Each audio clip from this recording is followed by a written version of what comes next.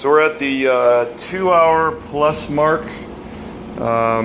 Set up a fan down here on the Yeti, trying to keep some of the air circulating around it because it was getting damn hot in the garage. So one of the things I ran into, you're going to notice from the as opposed to the last video, I now have a lot of clamps on the skins at the top. It didn't appear to be an issue when I first started keeping an eye on it while it was setting or curing. And I've seen some other videos of some folks using clamps, some folks not using clamps. There's a lot of forums that have, varying opinions on that.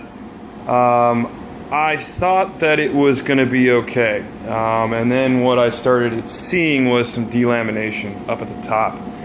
And you can kind of see that line right there.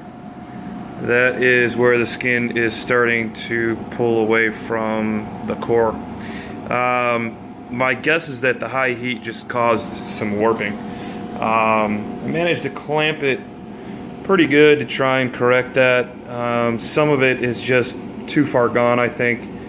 So my only saving grace for this area is that when the upper gets poured, when this rise gets poured, it'll probably fill that, and hopefully it'll just re-adhere. I don't have too much issue over here with the delamination at the top of the skins. So I don't know if it's just I failed to clean it thoroughly enough, or just the heat was just too much. So regardless, I'm going to be filling in this little gap here with fiberglass and resin and building that up to form a new cap. So I'm hoping that that'll just reinforce the structural integrity there and it won't be an issue. The other crazy thing that happened without clamps is my spacing here. You're going to notice that where the engine mounts the transom, it's 1 3/4 from outside to outside. And I really tried to nail that. That was the original spec on most of the transom prior to pulling all the wood out. Obviously because the wood was shot, some of it was a little bit different. But it's 1 3/4 all the way down, pretty much. It's like a 32nd of an inch sometimes that it's off. There's a couple spots it's 1/16 of an inch. But in this spot right here, I got some major bulging, and this is where I really should have had the clamp on. You can see that it is almost a full 1/8 of an inch wider here. It's not a huge deal.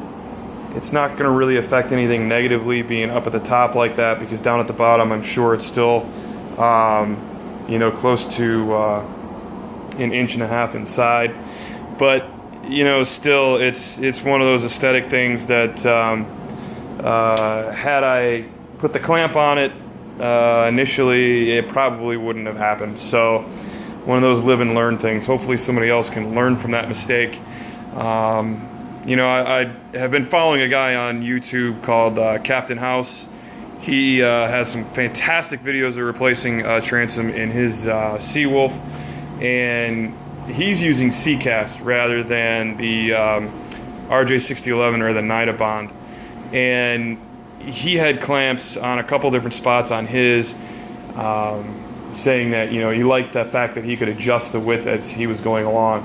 Well, I was going to do the same thing initially, but because of how well the pour went, I just made a poor assumption and took it off. So highly recommend following that. At the very least, it'll keep your skins at a uniform width, and you won't have this funky bulge right in the middle. I mean, you can even see it. It's going to be hard to notice once it's all built up, but it's still there. I know it's there, so it's going to bug me for the rest of the time I have this boat. But yeah, we're like I said, we're a couple hours in now, and the heat is actually a lot less than it was in my last video. It's actually tolerable to touch now, so I don't know if it's just starting to settle down or what the deal is, but yeah, the heat's starting to dissipate, and yeah, we're on kind of a 24-hour watch now, just keeping an eye on it, making sure nothing pops. I think we're good to go on leaks. I didn't see any additional leaks around the brass tube, so just the one initial, and the thing is just about solid as a rock now. It's slightly tacky, but it's definitely hard. So yeah, it's cool stuff. Check back again.